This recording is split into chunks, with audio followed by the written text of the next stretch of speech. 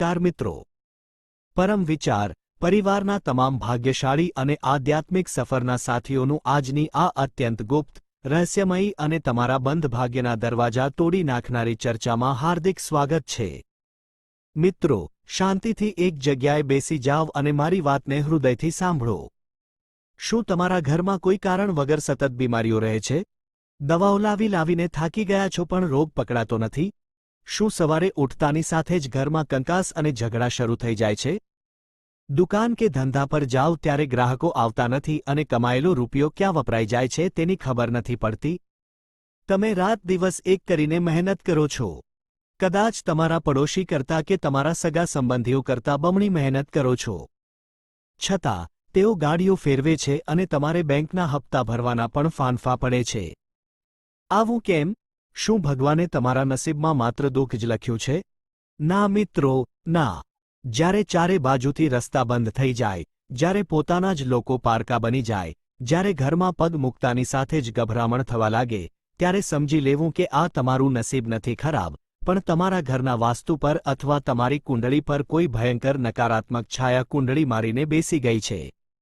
તમે હજારો રૂપિયાના નીલમ અને પોખરાજ પહેરી લીધા હશે, અનેક જગ્યાએ ધક્કા ખાધા હશે, દોરા ધાગા કરાવ્યા હશે, પણ પરિણામ શૂન્ય।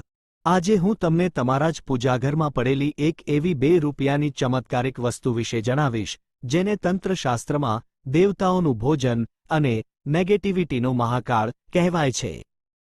હા મિત્રો, આજે આપણે વાત કરી રહ્યા છીએ કપૂર વિશે। કોઈ સાધારણ કપૂર નહીં, પણ પૌરાણિક ભીમસેની કપૂર વિશે। આજે હું તમને આ સફેદ હીરાના એવા 7 ગુપ્ત પ્રયોગો બતાવીશ જે લાલ કિતાબના પાનાઓમાં સદીઓથી છુપાયેલા હતા। આ 30 મિનિટનો વિડિયો તમારા 30 વર્ષના દુઃખોનો અંત લાવી શકે છે, તો પૂરી શ્રદ્ધાથી છેલ્લે સુધી જોડાયેલા રહેજો। મિત્રો, તમે વિચારશો કે કપૂરથી શું થાય? કપૂર તો આપણે વર્ષોથી આરતીમાં રોજ સળગાવીએ છીએ, પણ શું તમે ક્યારેય વિચાર્યું છે કે આરતીના અંતમાં જ કપૂર કેમ પ્રગટાવવામાં આવે છે? અને શું તમે તેને સાચી રીતે, સાચા સમયે સળગાવો છો? જ્યોતિષ અને તંત્રશાસ્ત્ર કહે છે કે કપૂર એ સાક્ષાત શિવ અને શક્તિનું મિલન છે। કપૂરનો આકાર જુઓ, તે સફેદ અને પવિત્ર છે। જ્યારે કપૂર સળગે છે, ત્યારે તે પાછળ કોઈ જ રાખ છોડતું નથી, તે હવામાં સંપૂર્ણપણે ભળી જાય છે। આનો અર્થ શું? આનો અર્થ એ છે કે કપૂર તમારા અહંકાર, તમારા ખરાબ કર્મો અને ઘરમાં રહેલા ભયંકર વાસ્તુ દોષને પોતાની સાથે બાળીને હવામાં ગાયબ કરી દેવાની દિવ્ય તાકાત ધરાવે છે। વિજ્ઞાન પણ સ્વીકારે છે કે કપૂરમાં રહેલું તત્વ હવામાં ફેલાતા જ આસપાસના વાયરસ અને બેક્ટેરિયાનો નાશ કરે છે। પરંતુ જ્યોતિષ મુજબ કપૂરનો સીધો સંબંધ 2 સૌથી મહત્વના ગ્રહો સાથે છે, શુક્ર અને ચંદ્ર। શુક્ર ધન, વૈભવ અને લક્ષ્મીનો કારક છે, જ્યારે ચંદ્ર તમારા મનનો કારક છે। જો કુંડળીમાં શુક્ર નબળો હોય તો માણસ આખી જિંદગી ગરીબીમાં જ જીવે છે, અને રાહુ જ્યારે ખરાબ થાય ત્યારે માણસનું મગજ કામ કરતું બંધ થઈ જાય છે। કપૂરની દિવ્ય સુગંધ શુક્ર ગ્રહને રાતોરાત મજબૂત કરે છે અને રાહુની નકારાત્મકતાને ત્યાં જ ભસ્મ કરી નાખે છે। મિત્રો, હવે તમારા કાન અને મન બંને ખુલ્લા રાખજો। હાથમાં ડાયરી અને પેન લઈ લો। હું જે 7 પ્રયોગ બતાવવા જઈ રહ્યો છું તે અત્યંત શક્તિશાળી છે। પહેલો મહાપ્રયોગ છે અખૂટ ધન પ્રાપ્તિ માટે ગુલાબ અને કપૂરનો બ્રહ્માસ્ત્ર પ્રયોગ। શુક્રવાર માટે, જો માથા પર દેવું વધી ગયું હોય, ઉઘરાણીવાળા ઘરે આવતા હોય અને પૈસા આવવાના તમામ રસ્તા બંધ થઈ ગયા હોય, તો આવતા શુક્રવારથી જ આ શરૂ કરી દો। સાંજે સૂર્યાસ્ત પછી સ્નાન કરીને શુદ્ધ વસ્ત્રો પહેરો। એક ચાંદીની વાટકી લો અથવા માટીનો કોડિયો લો।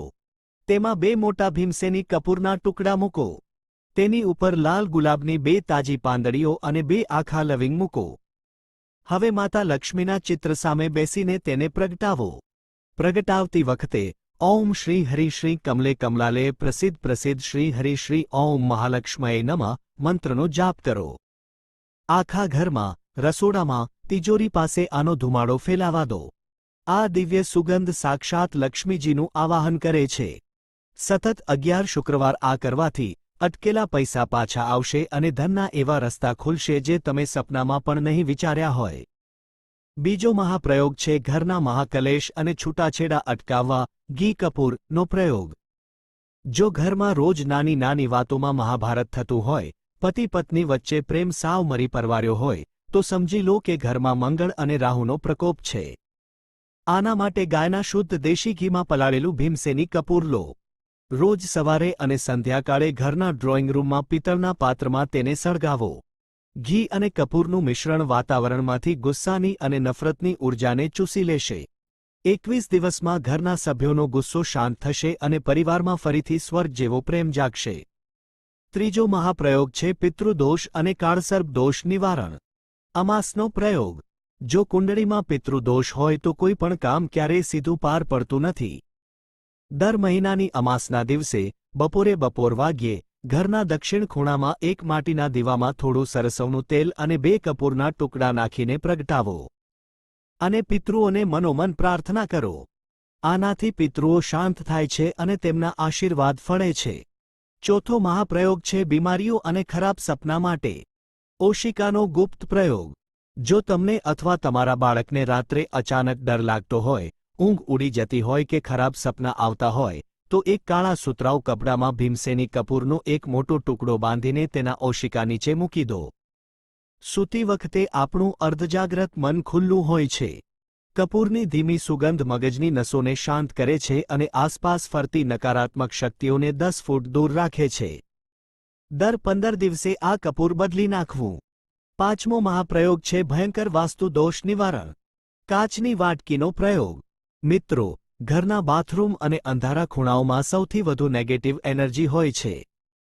ઘરના દરેક રૂમમાં અને ખાસ કરીને ટોયલેટ કે બાથરૂમની બારી પર એક કાચની નાની વાટકીમાં 4 થી 5 ભીમસેની કપૂરના ટુકડા ખુલ્લા મૂકી દો.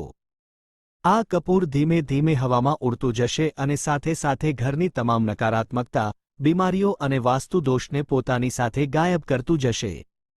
જ્યારે આ વાટકી ખાલી થઈ જાય ત્યારે તેમાં નવું કપૂર મૂકી દેવું. છઠ્ઠો મહાપ્રયોગ છે નોકરી, પ્રમોશન અને લોકોનું આકર્ષણ મેળવવા. શાહી સ્નાન. જો લાંબા સમયથી પ્રમોશન અટકેલું છે, નોકરી નથી મળતી કે લોકો તમારી વાત નથી સાંભળતા, તો ગુરુવારે અને શનિવારે નહાવાના પાણીમાં કપૂરના તેલના 2-3 ટીપા અથવા કપૂરનો પાવડર નાખીને સ્નાન કરો. આનાથી તમારું આભામંડળ એટલે કે ઓરા શુદ્ધ અને તેજસ્વી થશે. શુક્ર મજબૂત થશે. તમે જ્યાં જશો ત્યાં લોકો તમારા તેજથી અંજાઈ જશે અને તમારા વશમાં રહેશે. સાતમો મહાપ્રયોગ છે વ્યાપાર વૃદ્ધિ અને દુકાન માટે. ગલ્લાનો પ્રયોગ. જો દુકાનમાં ગ્રાહકો આવતા બંધ થઈ ગયા હોય, તો રોજ સવારે દુકાન ખોલતાની સાથે જ શટર પાસે અને દુકાનના ગલ્લા પાસે કપૂર પ્રગટાવીને ધૂપ આપો. માતા લક્ષ્મી ક્યારેય એવી દુકાન ખાલી નથી રાખતી જ્યાં રોજ કપૂરની સુગંધ આવતી હોય. મિત્રો, તાંત્રિક પ્રયોગો જેટલા પાવરફુલ હોય છે, જો તેમાં ભૂલ થાય તો તેનું નુકસાન પણ એટલું જ ભયંકર હોઈ શકે છે. આ 3 નિયમો પથ્થરની લકીર માની લેજો. પહેલો નિયમ, ઝેરીલું કપૂર ક્યારેય ન વાપરો. બજારમાં જે ગોળ ગોળ ટીકડીઓ મળે છે, જે સસ્તું કપૂર મળે છે, તે મીણ અને ભયંકર કેમિકલમાંથી બને છે. તેને સળગાવવાથી વાસ્તુ દોષ દૂર નથી થતો, ઉલટાનું કેન્સર જેવી બીમારીઓ ઘરમાં પ્રવેશે છે. ભગવાનની પૂજામાં ક્યારેય આવું અપવિત્ર કપૂર ન વાપરો. હંમેશા દેશી ભીમસેની કપૂર જ લાવો. તે પથ્થર કે ફટકડી જેવા અનિયમિત આકારમાં આવે છે અને હાથમાં મસળવાથી પાવડર થઈ જાય છે. બીજો નિયમ, ફૂંક મારીને ક્યારેય ન ઓલવો. ઘણા લોકો આરતી પછી સળગતા કપૂરને ફૂંક મારીને ઓલવી નાખે છે. આ અગ્નિદેવનું અને માતા લક્ષ્મીનું ઘોર અપમાન છે.